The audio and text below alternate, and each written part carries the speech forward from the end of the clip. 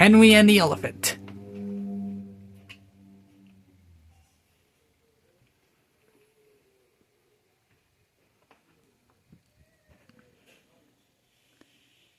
When the director of the railways, the Copperhead, gave Thomas the ticket to his very old set of coaches, he also gave Thomas a line of his own. Henry the Green Lantern going to the biggest blue express exit were lonely where Thomas left the yard to run his express line. They missed her very much.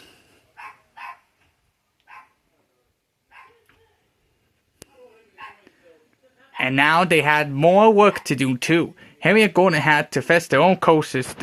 Fast their coaches themselves, and they didn't like that.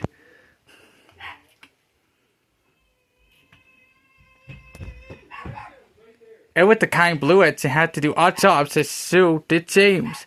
The proud Red Edge, Copperhead gave Henry and Gordon new coats of paint to cheer them up, but they still grumbled about the extra work.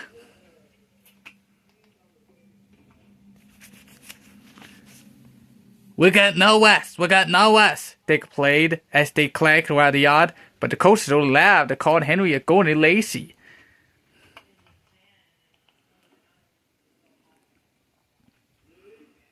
Then one day a circus came to town. The animals ordered special freight cars and to perform more than special coaches. All the edges wanted to push and pull the circus freight cars and coaches into place.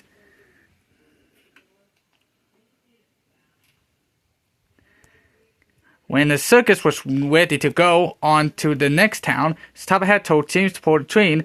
That made the other edges deathly jealous. However, they soon forgot about the circus as they had plenty of work to do.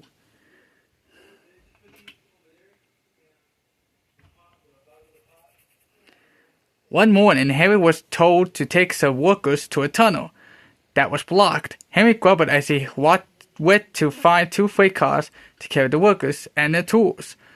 Push it, freight cars, Henry muttered.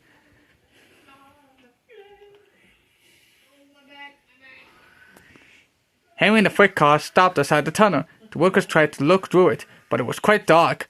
No daylight shone from the other end. The workers took their tools and went inside the tunnel.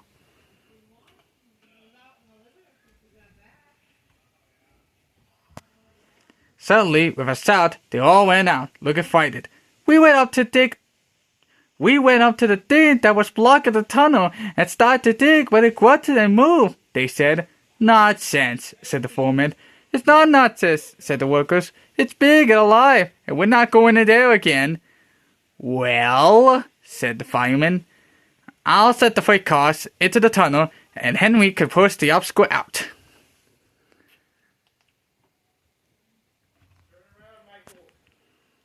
Henry hated tunnels, but this was worse. Something big and alive was inside. Beep, beep, beep, beep, beep, he whistled. I don't want to go in. Neither do I, said Striver, but we must clear the line. Oh dear, puffed Henry as they slowly moved into the darkness.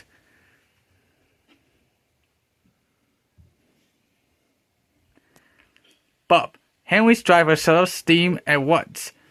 Help! Help! We're moving backward! Wailed Henry. Then moving slowly out into the daylight come Henry, then the freight cars.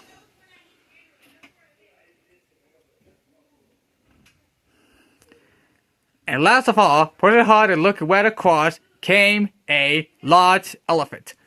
What do you know? Said the foreman. It must be the missing elephant for the circus. Henry's driver put out his brakes, and someone ran to telephone the animal keeper.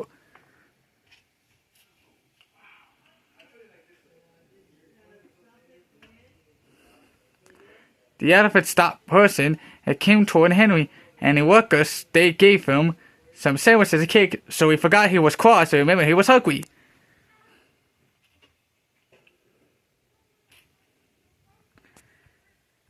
The elephant drank 3 buckets of water and was just going to drink another when Henry let out steam. The elephant jumped with a whoosh! He squirted the water all over Henry by mistake.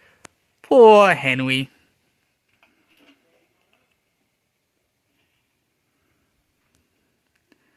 The animal keeper came and the workers rode home, laughing happily as their adventure, but Henry was very upset. An elephant pushed me. An elephant washed me, he grumbled. Once he was back in the shed, Harry told Gordon and James all about the elephant.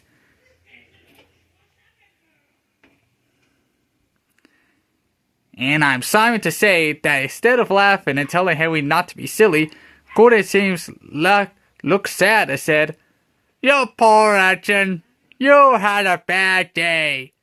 The end.